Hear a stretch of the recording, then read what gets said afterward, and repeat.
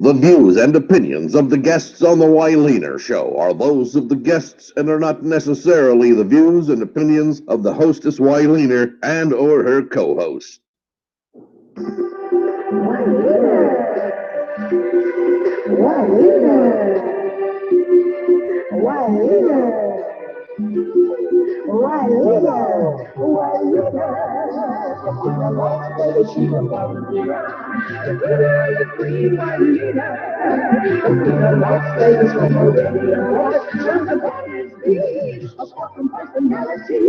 She's always dealing with reality.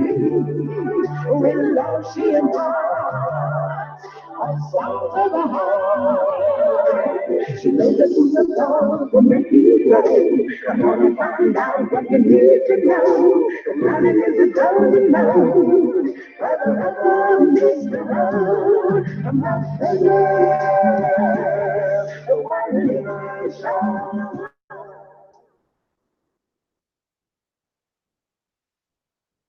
What's up, guys?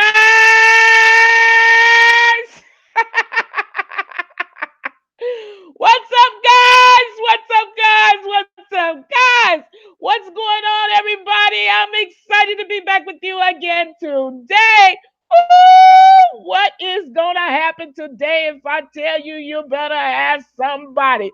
I'm excited to be back with you again today. Y'all know who I am. I'm Wylena, the Las Vegas Queen of Gospel, and y'all know what show this is. This is the Wylena Show, and this is where the rubber meets the road. And I tell you, the rubber's going to meet the road up in here one more time. I just want to welcome everybody back. I want to welcome all of my fans back. Facebook, Twitter, listeners, viewers, Spreaker, YouTube, all of those who are watching out there on WylenaTVShow.com. Thank you so much for coming back and joining us once again today. I'm excited about it. And I just want to give you that second disclaimer. This is a very serious show. This is a hard-hitting show. And you may want to think long and hard to see if you can cope with the information that is about to be released here on this show.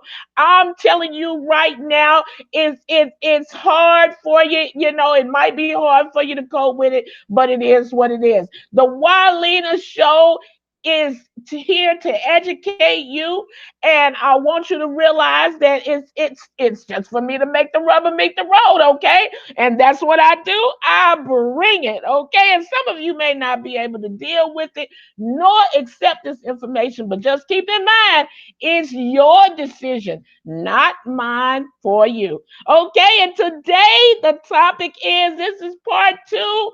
Oh, I guess I didn't tell you, this is a special extended show. We're going to do 3 parts, okay? So today is part 2, and next week will be part 3, the final cut. All right, but today, part 2 of prayer in schools. Why pray in schools? To pray or not to pray? That is the question. So you want to strap up your boots and get ready for the rubber to meet the road up in here. And I want to make sure that you shoot me an email, if you will. Shoot me an email at WylenaTVShow@AOL.com with your topics and your suggestions and your questions and your comments. Friend me on Facebook, and please, like I always tell you, subscribe to my YouTube channel. Just click subscribe right here. If you're watching on YouTube, click subscribe, okay? Please do that. Just go right down there and click subscribe right below this window, all right? And the phone lines will be open today shortly. The phone lines will be open, and the telephone line number is 702-850-5580. That's 702-850-5580. And when you call in, make sure that when you call in, you mute your phone, mute your speakers, so that we don't get feedback in the show, okay? And then, of course, ask your question of my guest. Do not ask me any questions, because I don't answer questions. I'm here to ask questions and learn just like you are.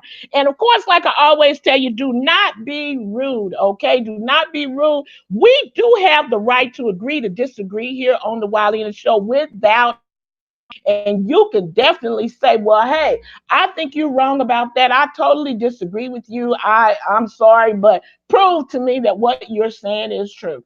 Okay, you can definitely say that to my guests. I don't have a problem with that, but just make sure that we disagree respectably.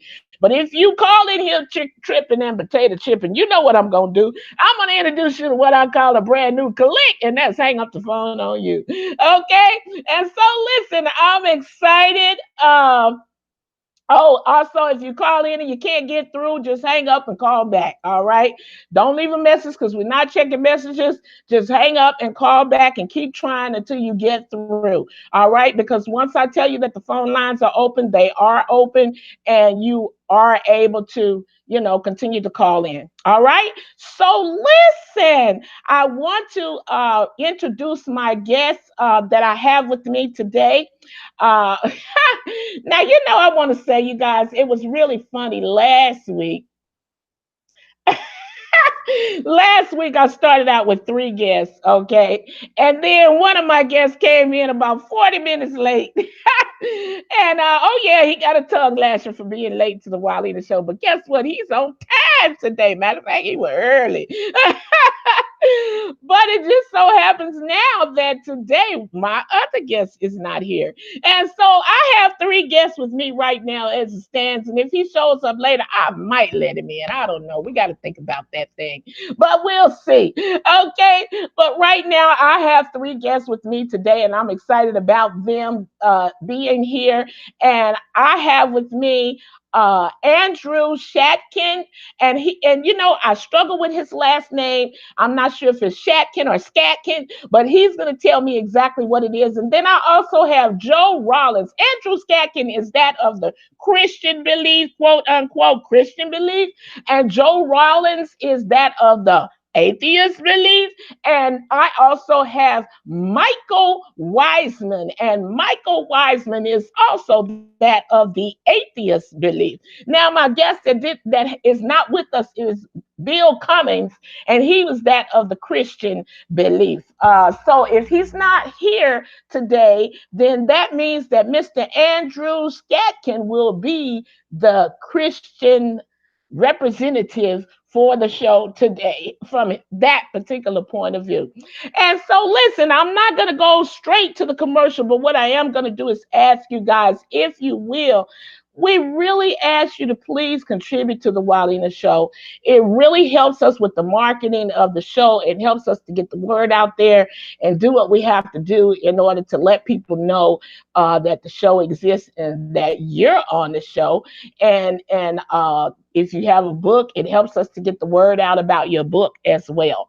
Okay, so please, and those of you who are tuning in and watching the show, we're asking you to please help, by making a contribution to the show, because it just helps us to keep this show going, and it helps us to make it possible for you out there to continue to watch this great show. All right, so if you love the Wildina Show and you think it's a great show and you think what we're doing here is good stuff, then make a small donation. I'm not asking you for thousands of dollars or none of that, just whatever.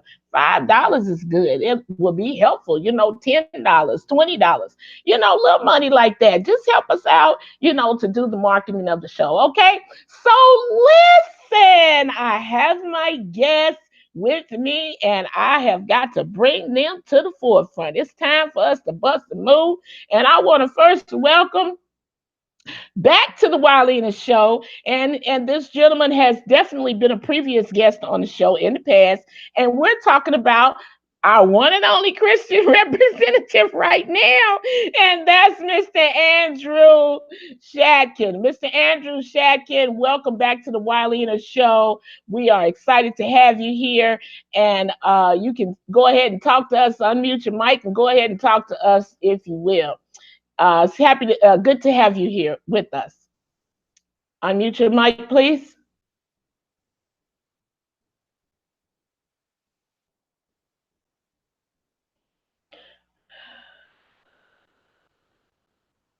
Okay.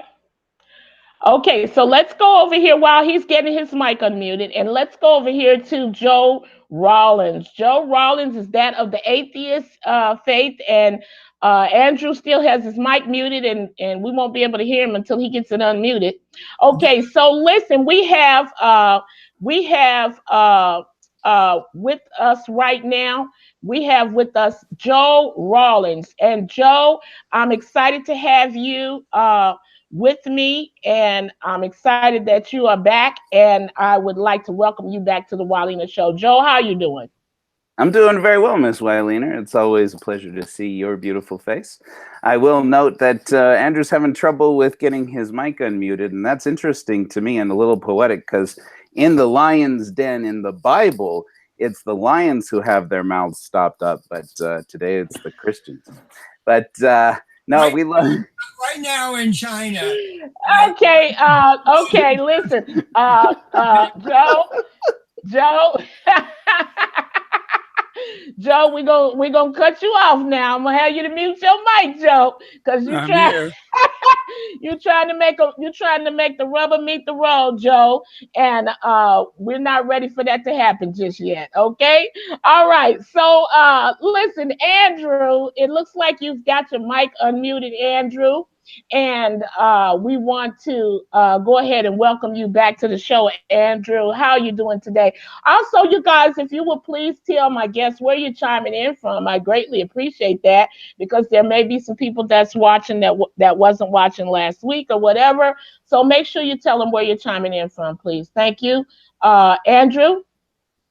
Ms. Wylena, I'm very happy to be back on the show to give a few thoughts of mine. You're letting me do it. And I'm from New York. Okay, wonderful. Thank you so much, Andrew. Appreciate that. And Joe, can you please tell everyone where you're chiming in from? Thank you. Yes, thank you very much. Joe Rawlins is chiming in here from beautiful Utah County, 40 minutes south of Salt Lake, here in the beautiful state of Utah. Not a Mormon anymore. Okay, all right, Joe, we know you're atheist now. Okay, so listen, I'm excited to have back with me as well Mr. Michael Wiseman. And Michael, you know what, last week I tell you I struggled with Michael's name so much, and I just don't know what it was. It was just something about this guy's name that made me want to use a different name, and I don't know what caused it. I kept calling him Matthew last week for some reason, and he kept correcting me, and I was like, okay, I'm going to try to get this thing right. So today, I'm going to do my best to get it right. Michael Wiseman, welcome back to the Wylena Show. And this guy is a new kid on the block for the Wylena Show. My previous two guests that I just introduced to you, they've been on the show more than once, okay, more than two times. And so, but this gentleman, this is his first show with the Wylena Show. Of course, last week was part one, but he's the new kid on the block. So welcome back to the show, Michael Wiseman. How are you doing? I'm doing fantastic. Thanks for having me. Appreciate it. From Las Vegas. Sounding off from Las Vegas. All righty then. Wonderful, wonderful. And I'm excited about you returning with me again today. Now, the gentleman that I mentioned to you guys earlier on, and I told you that he was not with us, he showed up. And y'all know what I tell folks about being late to be on the Wylena Show. I gotta throw you under the bus because you know, the way I look at it, you're supposed to be on time.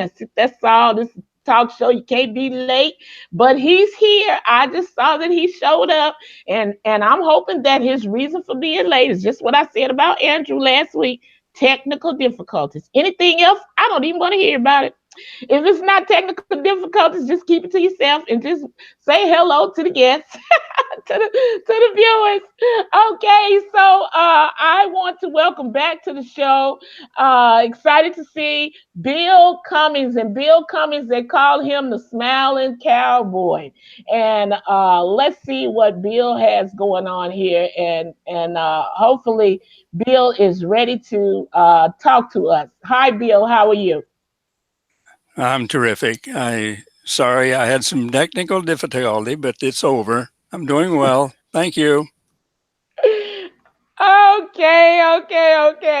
Bill learns real quick. Okay, but Bill, I need you to tell the viewing audience exactly where you're chiming in from, please. I live in Port Orange, Florida, which is part of the Daytona Beach area on the east side of the coast, and very happy to be here. Okay, wonderful. Well, everybody, it looks like I have all four of my guests with me today, and I'm excited. Okay, and so let's get this party started because last week we went into a lot of information on, and we're going to go right ahead and pick up where we left off. At least I'm going to try to pick up where we left off. Last week we covered quite a bit of material, but I want to ask you guys this. Will someone tell me what they know about this? Almighty God, we acknowledge our dependence upon thee, and we beg thy blessings upon us, our parents, our teachers, and our country. Amen. I want to know, have you heard that before, Andrew? Yes, I've heard it before. Okay, and can you tell me where you heard that, Andrew, please? I can't trace it down to where it came from, but I have heard it. Okay. Not quite good enough for me. So let me see what I'm going to get here from, let's see, who do I want to pick? I want to pick out of my, okay, that was the Christian. So let me go to one of my atheist guys here. I'm going to take Michael. Michael, have you heard that before? And if so, where? I have never heard that before. Okay, thank you very much for your honesty. Joe, have you heard that before? And if so, where? You know, I don't recall having heard it said out loud, but I went to school in a public school, so I probably wouldn't have heard it there for certain. That's definitely where I would not have heard it from, because you can't do that in public schools in America anymore. Okay, thank you very much. All right, so my last guest, Bill, have you heard that before? And if so, where? Yes, I have. We do that almost every week in our church during the prayer time. Not exactly in those words, but we're always asking those blessings on the country and on teachers and so on. Yes. Okay. Well, what I'm looking for is the exact words, and I'm looking for an explanation as to where it came from. And so it looks like all of you guys, none of you guys are up on it here, and that's okay. So let me tell you what it is and where it came from. Okay. And once again, it says, Almighty God, we acknowledge our dependence upon thee, and we beg thy blessings upon us, our parents, our teachers, and our country. And this was a part of, it was a voluntary prayer written by the State Board of Regents. Okay. And it was in the case of, Engel and Vitali. All right, so the case was brought by a group of families of public students in New Hyde Park, New York, who complained that the voluntary prayer written by the State Board of Regents to Almighty God contradicted their religious beliefs. Led by Stephen Engel, a Jewish man, the plaintiffs sought to challenge the constitutionality of the state's prayer in school policy. They were supported by groups opposed to the school prayer, including rabbinical organizations, ethical culture, and Jewish organizations. The acting parties were not members of one particular religion, despite being listed in the court papers as an atheist.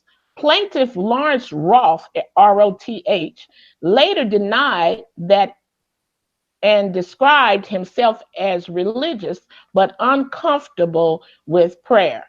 The plaintiffs argued that opening the school day with such a prayer violates the established clause of the First Amendment of the United States Constitution as applied to the states through the 14th Amendment, which says in part, Congress shall make no law respecting an establishment of religion.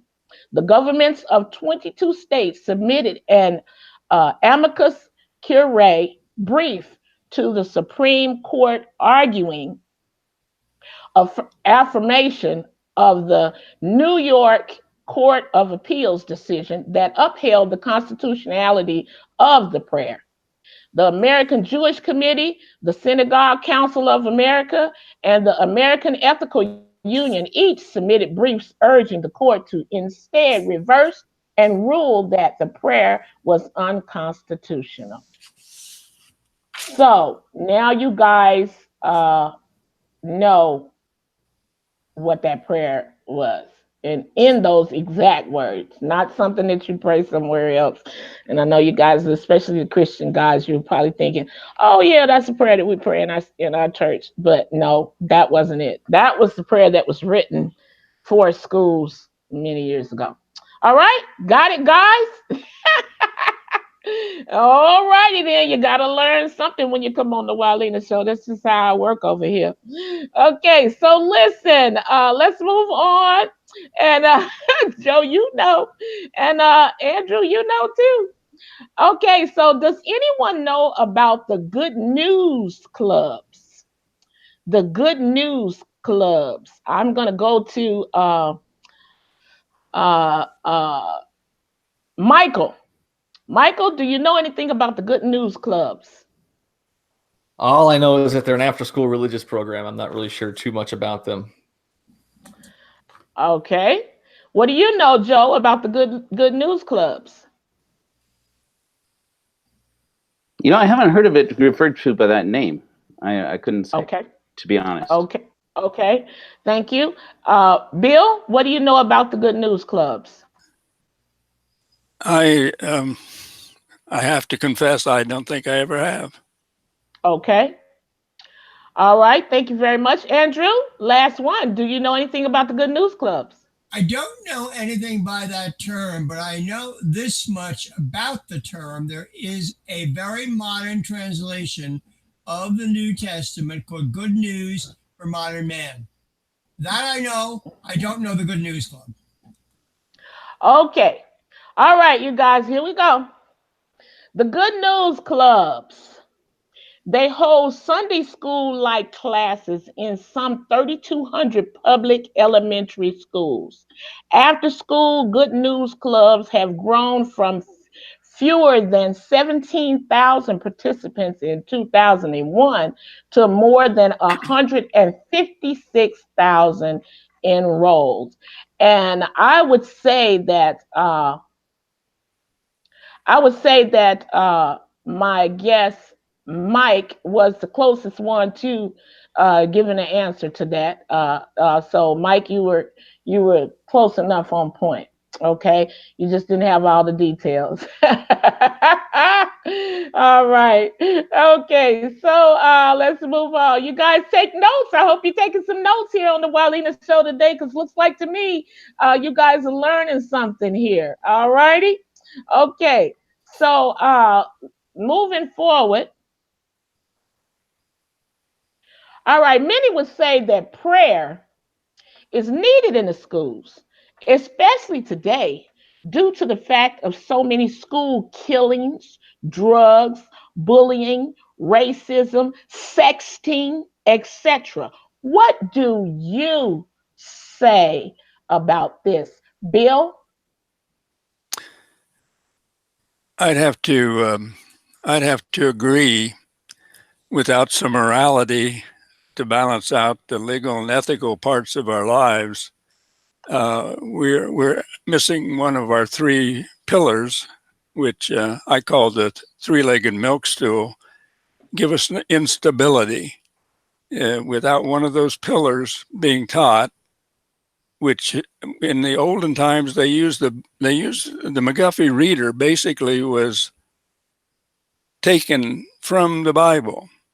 When you learned to read, write, and do your number in the olden days, you got a lot of morality taught to you just by reading out of the McGuffey reader. And we need to probably, no doubt, we have to go back and find a way to put this back in our society, because it's a wreck right now. Okay, thank you for that, Bill. Let's go to Andrew, and I'm gonna leave the two atheist guys for last on this one. Let's go to Andrew. Andrew, would you chime in on that, please? Do you remember the question? Yes, it was the question of prayer in schools, and I have this to agree with it, and I'll give you the reason why. Our society is without God is materialism. It's cars, it's money, it's sex, whatever you may want to do.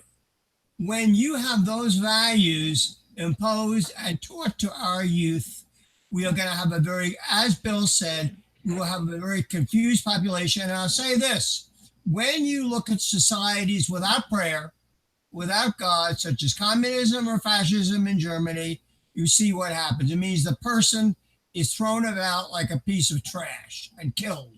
They do that because they set no value, spiritual value, in any human being. So yes, we need prayer in schools, because I cannot have a society. I cannot live in a society. I can't agree with the values of society that is gold, guns, and girls. No. Okay. Woo! That's the rubber meeting the road right there. Mr. Andrew Shatkin is laying down the law. Let's go over here to one of my atheist guys. I'm going to start with Michael. Michael Wiseman, chime in on that question, please. Awesome. Thank you so much. First off, I'd like to know, what good does the prayer do to a deity that already knows everything? Then you go to Matthew 6:6, and Jesus tells you to go pray alone by yourself.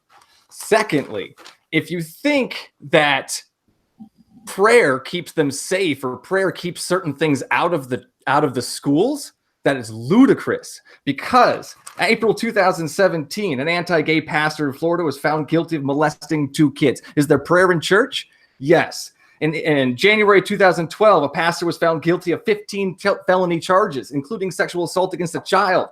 In 2018, a pastor and a principal of First Baptist Church was found guilty of 4 counts of sexual abuse. In 2018, there was a shooting at a school. In 2015, or a church. In 2015, there was a shooting at a church. In 2017, there was a shooting at a church. Prayer doesn't keep you safe. Prayer doesn't keep things out of the church. That's all I have to say about it.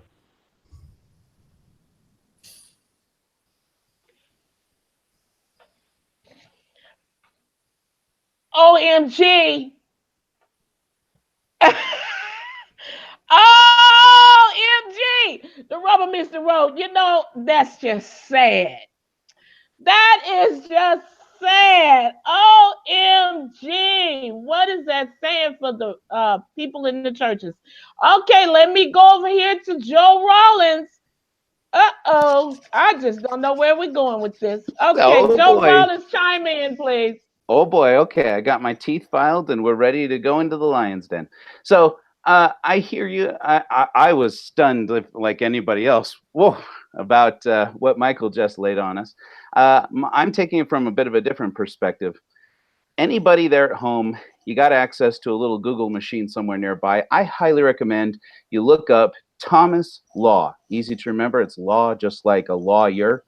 Thomas Law and Thomas Jefferson. It's a letter from Thomas Jefferson to Thomas Law on June 13th, 1814, where Thomas Jefferson, who has long been held up as the standard for understanding why America differentiates and strictly separates, with his term, a wall of separation between church and state, writes a letter to a man named Thomas Law, another man who signed the Declaration of Independence alongside Thomas Jefferson, who wrote it, and had written a book in which he said that all morality was founded on Jesus's 2 commandments, to love God and to love your neighbor.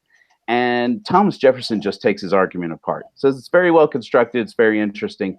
But he makes the argument that, he says, if you go, I'm going to summarize this because it's really long. If you go into, Thank you, Ms. Weiliner. If you go into Protestant countries, he says, you will find that dissidents from church, people don't go to church anymore, they all become deists. But in Catholic countries, they become atheists. And he points out, important figures, Diderot, D'Alembert, D'Holbach, Condorcet, and says these men, atheists, all notorious atheists, have been known to be among the most virtuous of men. Therefore, their morality must have some other basis than God and love of God. And he goes on to explain how truly, he explains psychopathy, that there are some people who, just like some people are born without sight or born without hearing or born without limbs, some people we do know are born without any sense of morality. But we can't govern everybody by those few. If for some reason, he makes the argument, we know that all human beings, including atheists, have some innate sense of right and wrong.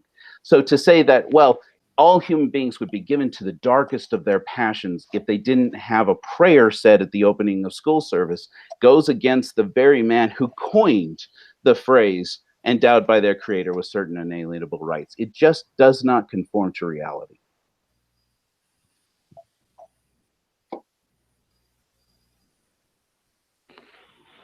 Okay, I usually say that there's not supposed to be any dead air on the Wildina show. I say there's no dead air on the Wildina show, but I'm telling you, you guys, I might need to open up the phone lines or something because OMG, you guys are causing me to become speechless. And I'm sort of losing my train of thought because I don't remember, did I talk to Bill about this?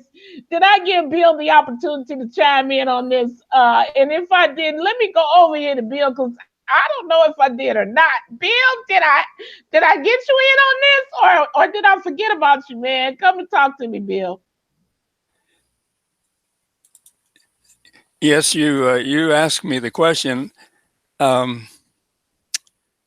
my eminent knowledge, prayer is the only thing that makes us human. I would like to just stand on that one little bit of information, and you can't move me from it. So, prayer is the foundation of humanity. There's no doubt about it. Okay. So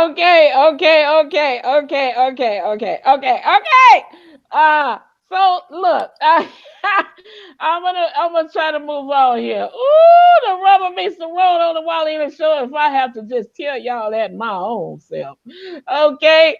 Does the Bible have anything to say about praying in schools? If so, what does it say?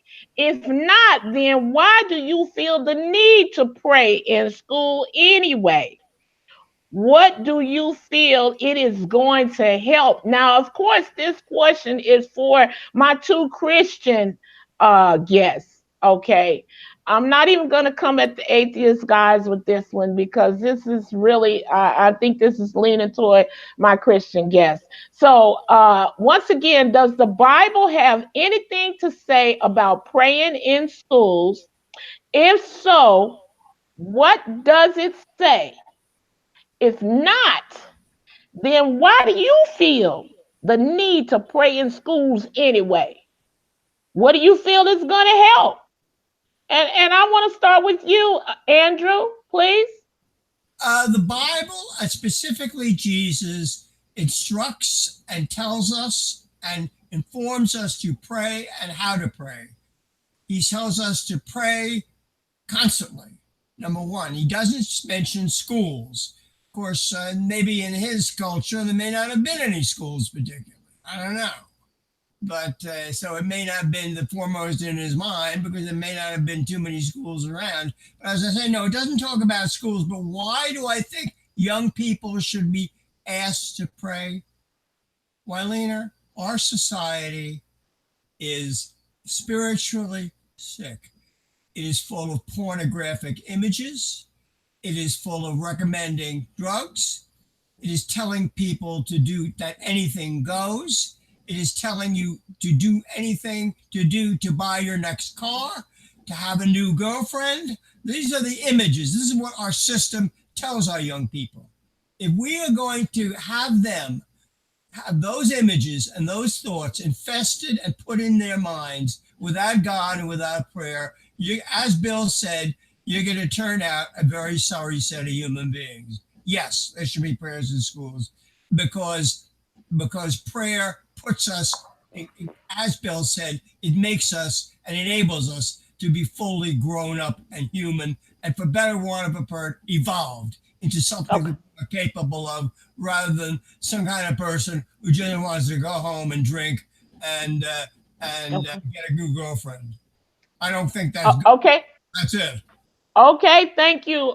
Thank you, Andrew. So the bottom line is Andrew says the Bible doesn't say so, but he still feels that it is so and it should be so.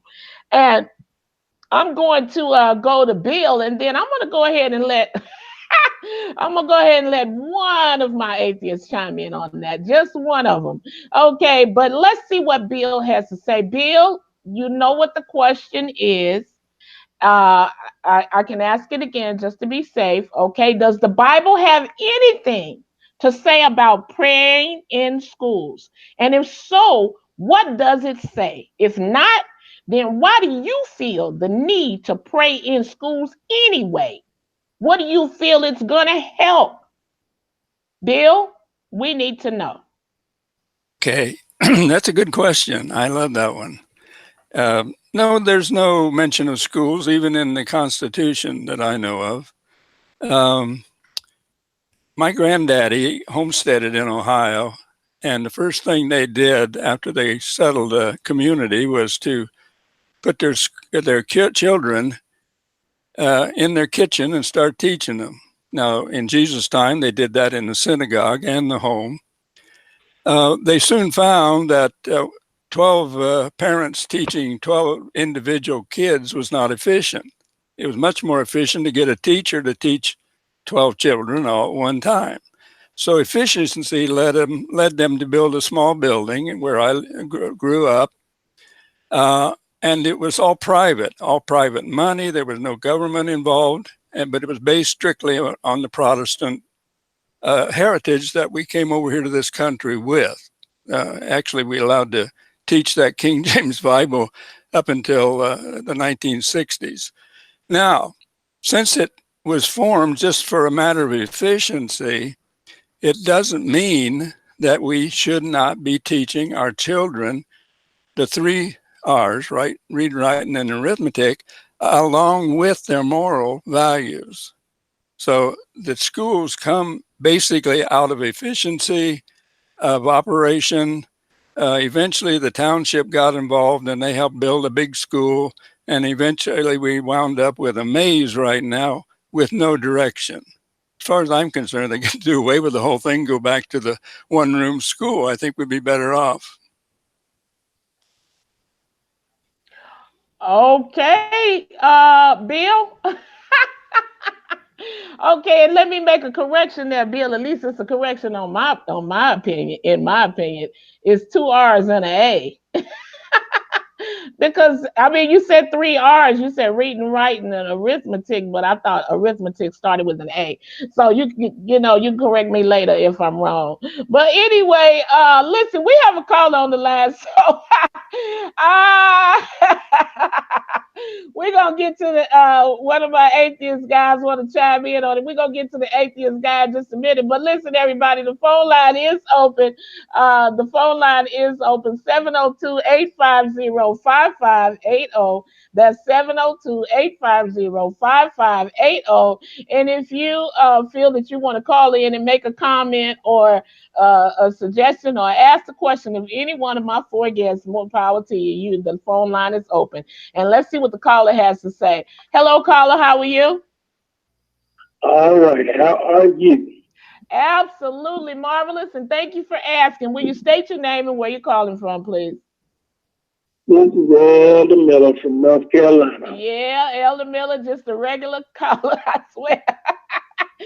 You know what, Elder Miller? I promise you, I should give you some type of a medal or something. I mean, I don't know what to do, but I should send you something in the mail just to say, you always make it a point to call into the Wallina show no matter what. Do you miss the show ever? I don't think so. I try not to. I know. Okay, Elder Miller, state your business. What's your call for today? Okay, I first want to say I don't agree with the Christian guest about prayer should be mandated to be in schools. Okay, well, I believe in that. okay, well, wait a minute. Let me ask you, Elder Miller, if you don't mind, what is your denominational? Are you a Christian? Yes, I am. Oh, okay. All right. So now go forward with that. So here's a Christian, everybody calling in saying that he disagreed with the Christian. Go ahead, Elder Miller. Okay. I have children in school. And if I want prayer to be in school, I need to teach my own children to pray. I'm not responsible for everybody else's children, but only my own that I'm sending there. Now, your atheist guest said children are being hurt in school, and what good is prayer? My statement is, if I've taught my children to pray, they are at least covered in the prayer that they put forth for themselves. Now, as far as the other children, if those parents don't take upon themselves to teach them to pray, that's not every other parent's job to make sure it's done. Now, I agree that prayer should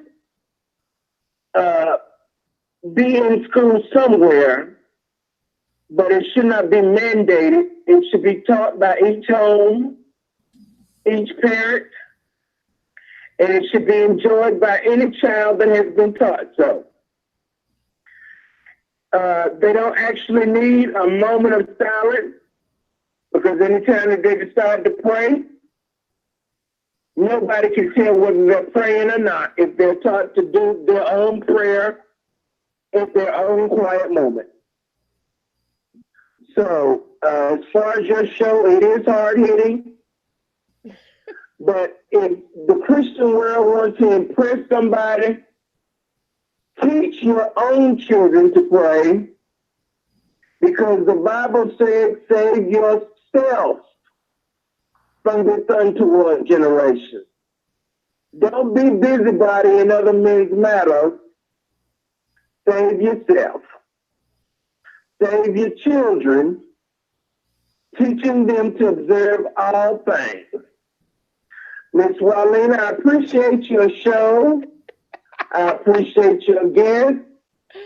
I just want to do a shout out to Joe. And your new guest, Mr. Mike, is talking some trash. But in some of what he's saying, he has few points.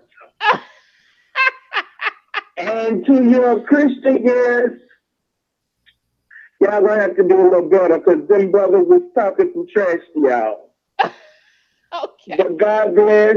This is North Carolina. I'm out. Okay. Okay, thank you, Elder Miller from North Carolina. Old faithful on the Wallina show. Thank you for calling in. Appreciate you. Stay tuned. Keep watching. Keep watching. Yes, I will. Okay. All right, you Christian guys. That was a Christian guy calling in to check y'all. Okay, he said y'all not doing your part. You gotta get with it.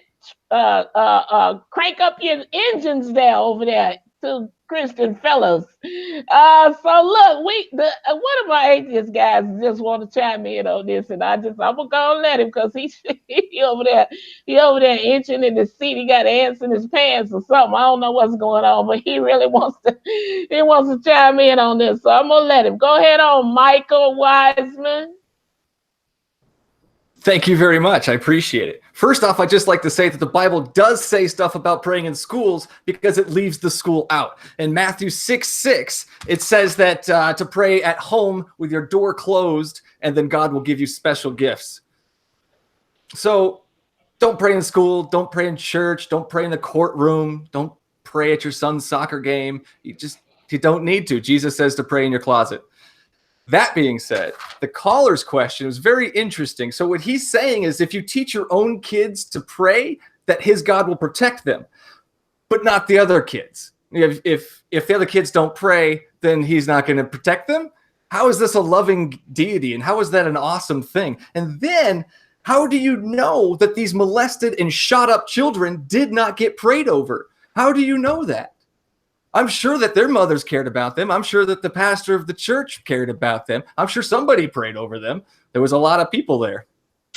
So why doesn't Yahweh protect everybody? And I'm sure somebody was prayed over during all those bad things. Thanks. I'm really trying to handle my show today, y'all. I'm really working on dealing with my show today. But if I tell you the truth, the rubber meets the road up in here, and I'm going to need some help from the callers. That's all it is to it, because it's just not working too well for a sister over here. So if you want to call in, feel free to do so at 702-850-5580. That's 702-850-5580. And of course, to the caller that just hung up, Elder Miller from North Carolina, my atheist guest, Michael Wiseman, had a few choice words for you, and it looks like we have another caller, and let's see what the caller has to say. Hello, caller, how are you? Hello, caller, how are you? Okay. All right, you? All right, we need you to mute your speakers, please. Yes, it is. Okay. Okay, this is Elder Miller again. Yeah, I bet. now, I just want to say. Yeah, I know. Michael's talking all right, but when you assume stuff, it don't make you look well. Now, I say teach your own children. Now, that means don't meddle in other people's business. It's not my business to teach his children to do anything.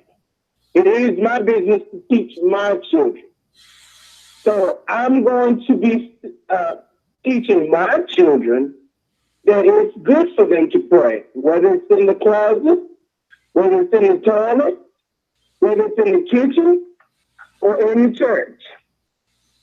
So prayer is what I'm teaching my children. He doesn't have to agree with my choice. Nor do I have to agree with his choice. I'm just saying, I've taught mine to do this. And prayer will always go to school with them every day. I don't need it mandated by giving people the opportunity to say it should be there, and they not take advantage of the opportunity. Nobody is giving me the right to do it. I'm taking the right to teach my own children. So when they go to school, prayer is there. Now, if that prayer that they pray for themselves cover other children, God be the better for it. But I'm not mandating to teach other people's children to do anything past my own children. I love them all, but I'm not trying to mandate what everybody else should do with their own children. I do thank you. Mike, you tried, but not today. Charlotte, North Carolina, won't have it. Be blessed. What'd you say? What'd you say, Mike? You tried, but not today. Not today. Not today. Okay, well, I think Mike gonna come back at you because he's over there inching in his seat once again. I'm gonna try. I don't know. Do you want the Christian guys to say something about what you're saying, or should I just let you and Mike go back and forth? because Mike is over there itching again to say something else to you. One thing I can say, I can airmail him a back scratcher. Mike, he said he'll airmail you a back scratcher. Be blessed. The rubber meets the road on the wall in the show with the callers too. Thank you. You know what? We're gonna roll over here and see what these folks gotta say. Thanks, caller, for calling in. Appreciate it. Oh boy. Okay, look. All right, I got to do the show. Y'all know that. I really do have to do the show. Okay, so I'm going to try to get focused here and get back to doing the show. I know, Mike, you want to say something else. I'm going to come back around to you just a second. But I see Bill sitting over there, and he got such a big smile on his face. So I'm going to see what Bill has to say, because, see, the caller that told the Christian folks that they need to get up on their game. Okay, so let's see if Bill got a good comeback for this. Come on, Bill, talk to me.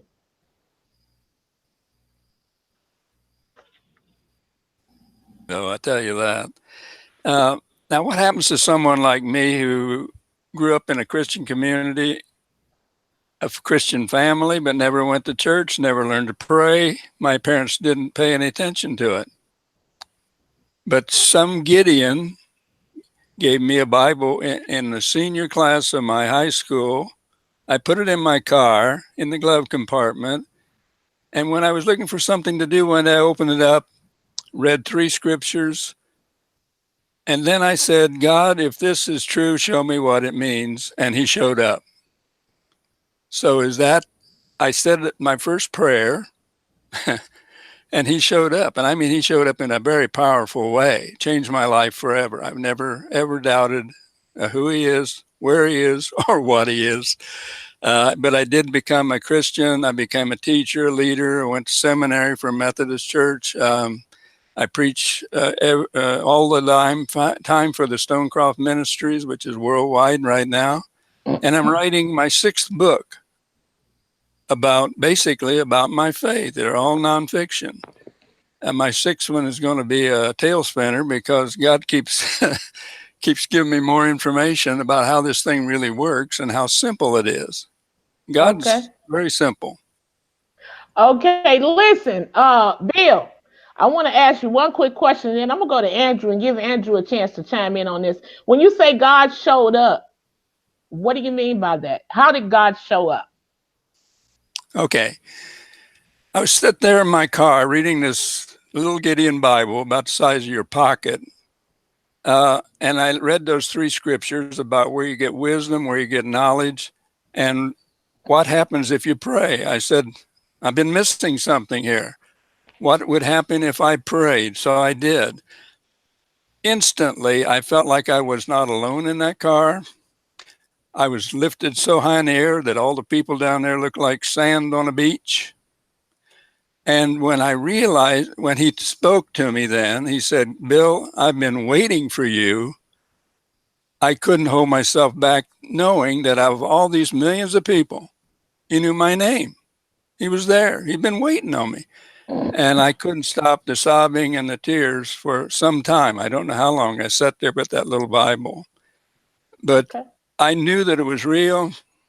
I didn't know really what had happened, because I had no experience, no training, no information.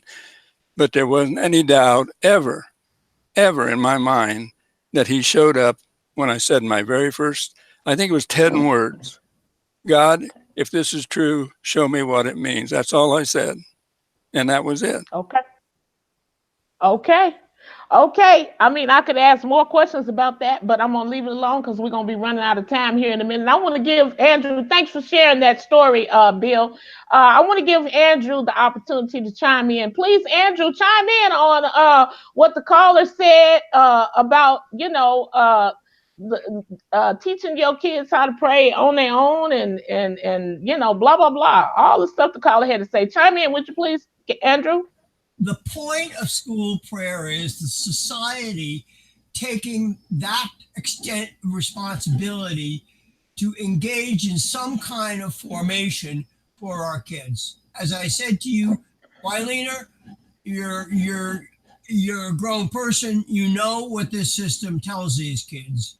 You know what they're told. You know what the TV tells them. You know what the computer tells them. You know what the cell phone tells them.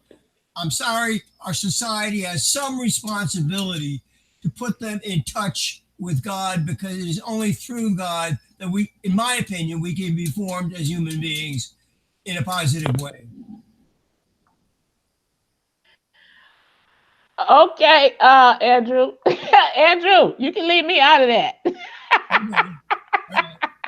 Okay. You can leave me clean out. Just leave me out. Don't even put me in none of this. I mean, I know I'm here, but because I might be on a different page. You never know. You never know what Wylena's thinking. So don't even try to figure me out. Let's go over here. Let me see what Mike is talking about.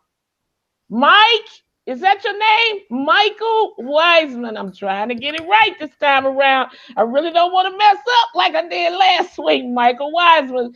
Look, Michael, don't take all day. Go for it. You got it. You got it. I just wanted to say with the caller that regardless of if he's not praying for the children or not, that Yahweh is not protecting kids in his own house.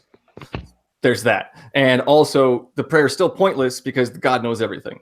And if he knows everything and he's not protecting children in his own house, then there's a problem there. Also Matthew 6:6. Still can't explain that one. Jesus says, go pray in your homes with the door closed. That was it. Okay, thank you very much for that, Michael Wiseman. And let me go over here and give Joe. Joe, I'm going to let you get in on this, man. I know you've been sitting over there just being peaceful and just waiting to see if Wylena, Miss Wylena going to call you, the queen going to call you and say anything, so let you get your little word in. Go ahead, Joe. Thank you. I've just been spending my time over here filing my lion's teeth and just being ready. First, I just want to give a quick shout out to my boy Elder Miller, North Carolina. I love you. So did last time. This is what I looked like, Elder Miller, when I was Elder Rawlins. And this Elder Rawlins would love to buy you an IPA next time I'm in Charlotte, North Carolina. I just want to take a quick moment to actually say something. I actually agree very much with what Elder Miller said. And I think John F. Kennedy would too. Because you remember that judgment came down from the Supreme Court that about prayer in school during President Kennedy's administration.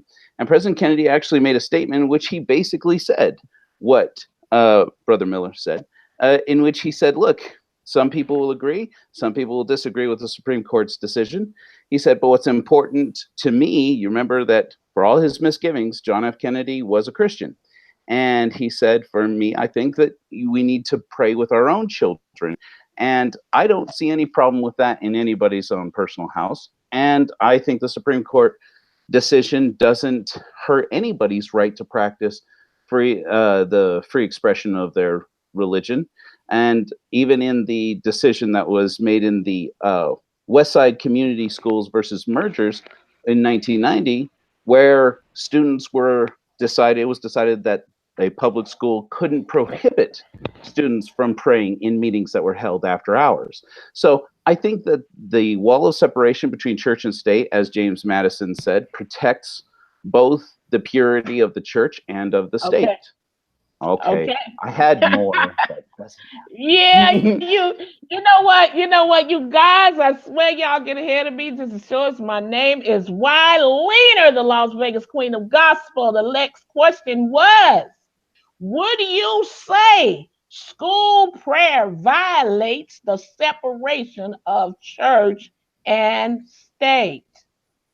That was my next question, Joe. Would you say that school prayer violates the separation of church and state? So I'm going to take that and give it to Bill. Since Joe Joe got ahead of me there. Okay, Bill, what do you say about that? Violates the separation. I don't think there is any separation in the first place. I don't think that's what the First Amendment says. It says you simply cannot have a government-sponsored religion in any place. They don't even have it in the Supreme Court when they say their prayers. It does say you have the right to religious freedom. Those two sides of that one comment are equal. I don't agree with Thomas Jefferson that there's a wall between it. And the Eighth Circuit Court of Appeals last Tuesday, when the atheists tried to get "In God We Trust" off of our money, floored them and says, no, no, no, you can't do that. That's part of our religious heritage.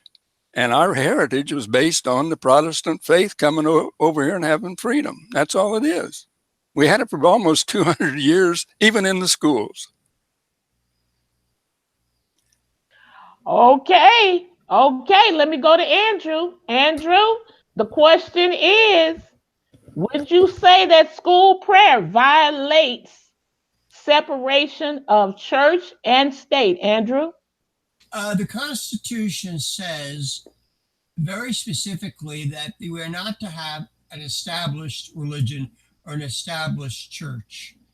It is a misinterpretation, in my opinion, is a misinterpretation of that language and clause to say the mention of God or prayer in the school is the establishment of a church. Churches, what they were referring to at that time was an established church institution, whether Roman Catholic, whether Episcopal, whether Baptist, whether Methodist. That was the reference point. Because, while to the best of my knowledge, the Declaration of Independence mentions God. In our legal proceedings in the Senate, God, there's a chaplain and there's a prayer. This is not the establishment of a church. That clause refers to the establishment of an institution that people are compelled to go to and recognize. We don't have that. We've never had it. And that's what that section refers to. Okay, thank you, Andrew. Let's go to Joe. Joe, what do you say about that question? Oh boy, Andrew, I'm sorry, buddy, but you are wrong on this. So the man who coined the term endowed by their creator with certain inalienable rights on the Declaration of Independence, Thomas Jefferson, who Bill, I commend him, says he disagrees with. Well, that's his right, and he's got that right. But that same man, while he was governor of the state of Virginia, wrote the Virginia Statute for Religious Freedom and records in his notes on the drafting of that bill that it was proposed during the drafting of the Virginia Statute of Religious Freedom and to canonize it into law, that they insert the term Jesus Christ into it so that it would read, according to Jesus Christ, the author of our religion, and that it was rejected by the grand majority of the people in the Virginia state legislature because they wanted it to cover every Jew, every Hindu, every Mohammedan was the term used. It's the colloquial term for Muslim back then, and every infidel of every denomination. Infidel is a person like Michael and myself, not of any faith. Infidels all the way. And so the same language repeats again when that same man, Thomas Jefferson, becomes president of the United States. And Danbury Baptist Association wrote to him and said, look, we believe fundamentally in religious freedom. The reason why is because the majority of Americans, especially in their state and in their area, were Anglicans, and Baptists were the minority. They believed very strongly that if the establishment, if there was recognition of the language of any one religion over another, that they would be hurt by not being included in that overall language. And so and of course, that's where Thomas Jefferson wrote back to the Danbury Baptist Association and coined the term a wall of separation between church and state, and said that that was the way of protecting the rights of individuals.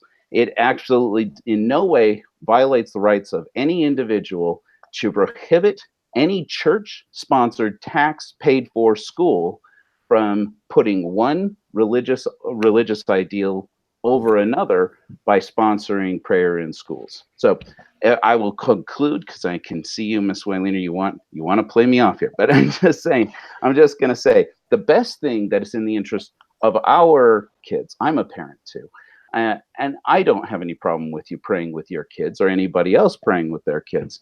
Well, I mean, apart from the arguments Michael's made, but the most important thing that we need to make sure is that our schools are places where children have their right to learn critical thinking, unadulterated, by a pressure system that puts pressure on them or allows them to be bullied or singled out or in any way excluded by activities, religious activities that then prefer people with religious beliefs over those with non-religious beliefs, or give preference to somebody who has a religious belief different than yours, just the same as was done in the drafting of the Virginia Statute of Religious Freedom. That's my position.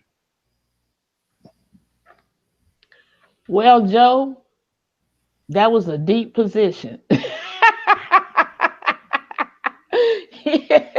You said a big mouthful there. Now listen, we got a call on the line. It's the last caller. The phone lines is off after this, and we getting up out of here.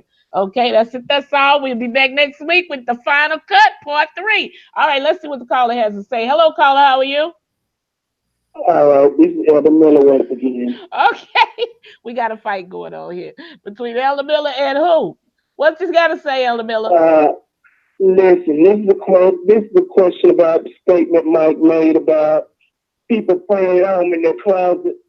I think the entire quote of that scripture was people were praying in the street openly, and God was telling his people to go home and pray in their closet secretly, and he would bless them openly, because the people that were praying aloud in the street had already received their reward for praying in the street. Now, if he's going to quote a scripture, quote the whole thing and what all went on. But now, if you're going to just put out half of it to try to make a half a point, that's sad, because we're expecting you to tell the truth. I mean, even though you're an atheist, you can tell the truth. Okay. Now, that's the whole truth for that matter. I mean, I'm not fucking with you. I'm not mad at you. But I'm just saying, if people are praying in their closet, there was a direct reason why. Now, no offense to anybody. If you pray in your closet or pray in your bathtub, makes me no never mind. But if you're going to quote something and you're going to bring it out on a national show like this, with Sister Raulina sitting there listening to you, and she waiting on some rubber to hit a road, then the least you ought to do is be honest enough to tell the whole truth. Those people who are praying in the street had their reward because they wanted to do it openly and make it look like something it wasn't. But God blessed those that went in their closet and prayed in secret. He blessed them openly. Raulina, this is North Carolina. I am signing out. I am through with the show for this week. I will look forward to you and your guest next week, and tell that older Christian man that he's not made the rubber hit North Carolina streets for real.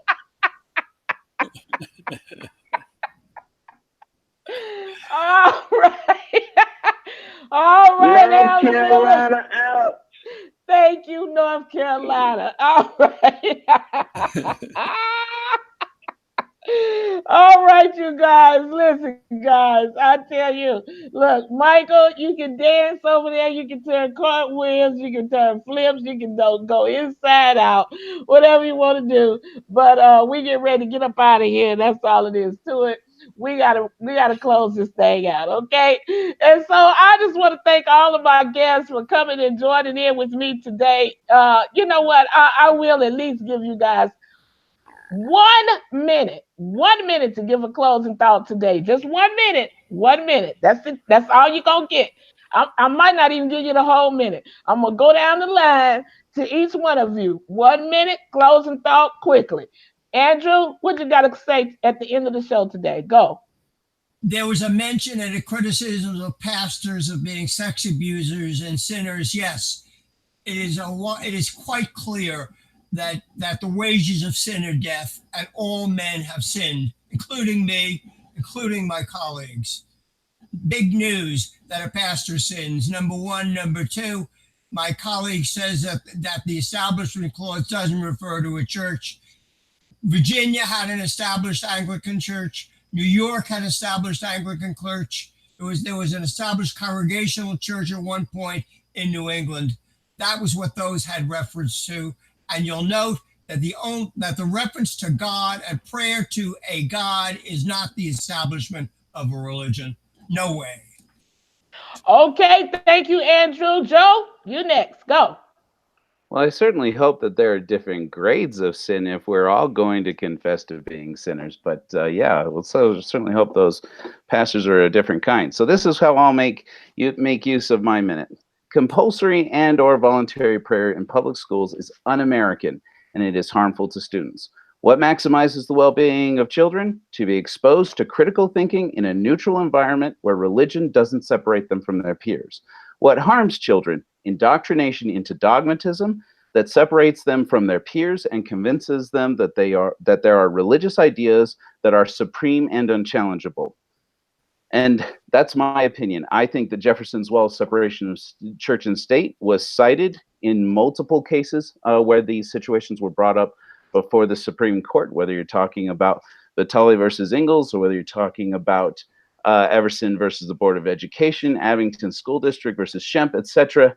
As you go on down the list, Thomas Jefferson is the basis, and his idea of the wall of separation between church and state is the basis behind the idea that the best way to preserve the integrity of both the church and the state is to keep them each in their separate realms, as James Madison, whose mentor was Jefferson, said that each is maintained, the more pure, the less they were mixed together. And that's my position. Okay. All right. Thank you, Mike. Go. That's me. All right. First, I'd like to say that the only thing banned was actually school-sponsored prayer. Schools are forbidden from initiating or sponsoring religious activities, including prayer. But religious groups can still show up in school. We've got religious groups everywhere, and kids are still allowed to pray in school. You can sit at your desk and have a prayer to whatever deity you want. It's not against the law. It's just school-sponsored prayer. So there's still prayer in school. Second, to the guest or the caller, I would love to have him on a guest on my show. The Bible Says What, the podcast, if he can get a hold of me. Also, first, does that Bible verse not pertain to him? And how does he know which Bible verse pertain to him and which ones don't? Jesus is clearly saying to go pray in your closet. Anyways, I'd love to have him as a guest. bswthepodcast@gmail.com. If you're still listening, contact me. I'll get you on. I'd love to have a conversation. That's it. Oh boy, I tell you. Anyway, let's go. Oh, Michael Wiseman trying to hit up on my callers over here. Lordy, Miss Claudia. Okay, Bill, you're gonna shut this thing down today. Go for it, Bill. Okay, thank you. Fascinating group you have here, Willina. I enjoy them all.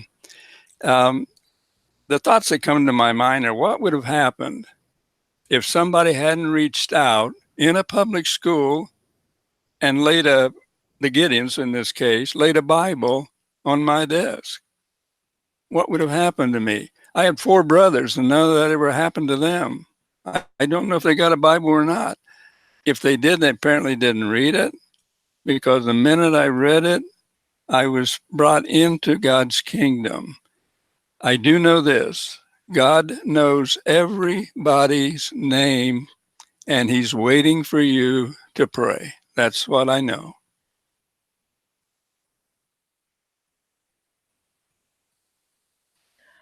Okay. Okay, Bill. I wasn't ready for you to be done so quick, but hey, that's it. That's all. All right. So listen, everybody, you don't want to miss next week. Okay. You don't want to miss next week, part 3, the final cut of prayer in schools. Why pray in schools? To pray or not to pray? That is the question.